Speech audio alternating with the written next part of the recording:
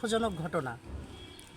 যে যে জামানায় দাঁড়িয়ে মেয়েরা আজকে কত এগিয়ে, সে জামানায় যে রাজ্যের মুখ্যমন্ত্রী একজন মহিলা হওয়া সত্ত্বেও নারীদের সুরক্ষা দিতে পারে না, এটা প্রশাসনের পক্ষে এবং কলেজ কর্তৃপক্ষের পক্ষেও খুব লজ্জাজনক এবং ধিক্কারজনক।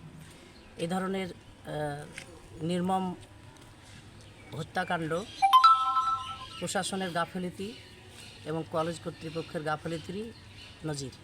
তাহলে কি এর ভিতরে বলছেন তাহলে পুলিশ প্রশাসনের কোনো গাফিলতি রয়েছে?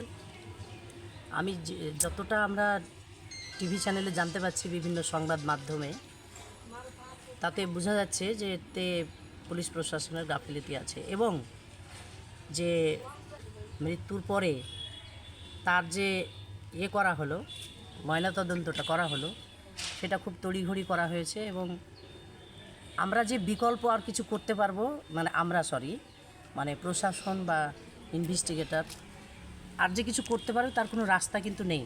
কারণ যেহেতু তাকে পুড়িয়ে দাহ করা হয়ে গেছে, তার আর কিছু অবশিষ্ট নেই। তড়িঘড়ি করে যা রিপোর্ট এসছে দ্যাটস এনাফ। ওর পরিপ্রেক্ষিতে যে পাল্টা আর একটা রিপোর্ট তৈরি করা যাবে, সে রাস্তাটা কিন্তু কর্তৃপক্ষ রাখেনি।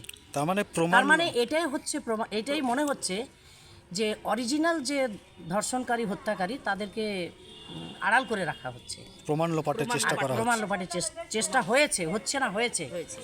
আর প্রথমেই প্রমাণ লোপাটের চেষ্টা হয়েছে, যেটা হচ্ছে যখন বডিটা কেউ দেখলো, কলেজেরই কোনো স্টুডেন্ট দেখলো, তারপরে তার বাড়িতে কল দিল কি যে সে সুইসাইড করেছে।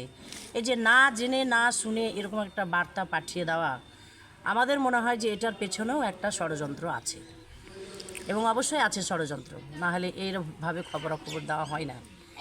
আমরা তো সুদূর প্রান্ত গ্রামে বাস করি, তো গ্রামে বাস করি যেটা মনে হচ্ছে। আর যারা রাত্রি দিন এসব নিয়ে আলোচনা সমালোচনা করছে তারা আরোই ভালো বলতে পারবে। তা আমরা যতটুকু শুনে মনে হচ্ছে যে এর পেছনে একটা বড় সড়ো ষড়যন্ত্র আছে। একটা জিনিস চিন্তা করুন যে একটা তরুণী, তার বাবা মা কত কষ্ট করে তাকে মানুষ করেছে, তরুণীর কি স্বপ্ন ছিল, তার স্বপ্নটা কিভাবে অঙ্কুরেই বিনষ্ট হয়ে গেল।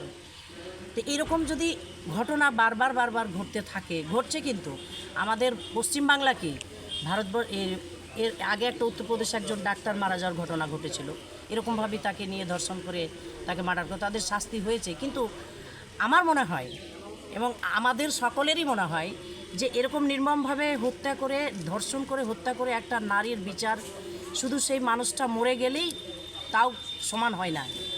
যে ধর্ষণ করলো সে মরে গেল, তাকে মারা হলো বা তাকে ফাঁসি দেওয়া হলো বা যাবজ্জীবন হলো, সেটাও যথেষ্ট নয়। কেননা যে সেই মেয়েটিকে কিন্তু আর তার মা বা দেশবাসী বা পাবলিক, একজন ডাক্তারকে আমরা কি মনে করি? আমরা একজন ডাক্তারকে মনে করি যে ভগবানের পরে, আল্লাহর পরে তার স্থান। কিন্তু সেই ব্যক্তিকে এইভাবে বিনষ্ট করে দেওয়া হচ্ছে, অচিরেই অঙ্কুরেই নষ্ট করে দেওয়া হচ্ছে। তার বিচার কিন্তু ফাঁসি বা যাবজ্জীবন জেল যথেষ্ট নয়। কোনো কিছুর বিনিময়ে সেই মেয়েটির বিচার হয় না, সুবিচার হয় না। কাজেই প্রশাসন এবং কর্তৃপক্ষের দায়বদ্ধ থাকা উচিত যে এই ধরনের ঘটনা ভবিষ্যতে যেন আর না ঘটে। আর আপামার জনসাধারণের পরিবার থেকে মেয়েরা যেন সুরক্ষিতভাবে তারা তাদের কর্মক্ষেত্র বিরাজ করতে পারে। আপনার নাম? আজকে হচ্ছে 2টো টার্মে আমাদের মুখ্যমন্ত্রী বহাল আছেন, তাহলে তিনি একজন নারী হয়ে তিনি নারী সুরক্ষা দিতে পারছেন না, এটা কি লজ্জার নয়? আমরা মনে করি যে এটা প্রশাসনের কঠিনতম লজ্জার বিষয়। নারীরা আজকে, আর তারপরে কি রাজধানীতে ঘটনা, আপনারা ভাবতে পারছেন যে কলকাতা শহর যেখানে পশ্চিমবাংলার রাজধানী যেটা, সেখানে এই ধরনের ধর্ষণ এটা হতে পারে? কিন্তু ঘটে গেছে। আর একটা কথা, যেখানে সরকার কোটি কোটি টাকা একটা মেডিকেল কলেজের জন্য খরচ করতে পারে, সেখানে প্রত্যেকটা জায়গায় সিসি ক্যামেরা কেন থাকবে না? আর সিসি ক্যামেরাগুলো অ্যাক্টিভই কেন থাকবে না? কোন কর্মচারীদের বহাল করা হয় যে যারা টাকা পয়সা খেয়ে এই ধরনের নির্মম কাজগুলো করতে পারে? আপনার নাম? আমার নাম নুরসেদা খাতুন। পরিচয়? আমি একজন হেলথ অ্যাসিস্ট্যান্ট, খড়িবানা জিপি সাব সেন্টারে আমার পোস্টিং, আন্ডার নসিপুর বিপিএসসি, 2।